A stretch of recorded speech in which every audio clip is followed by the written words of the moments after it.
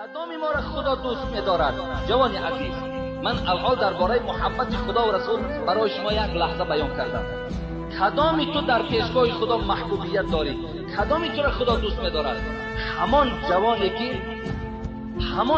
که یک ساعت اگر از خانه‌اش دور باشد، زن او بیقرار شود، فرزندای او بیقرار شود، در انتظار این پدر باشند.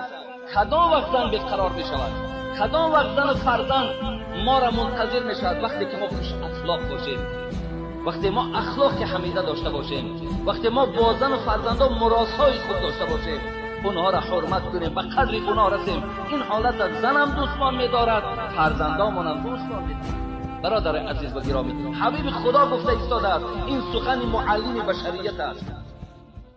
باید ما در خانه چی باشیم؟ بسیار مرد حلیم باشیم، چگونه پیغمبرمان مرد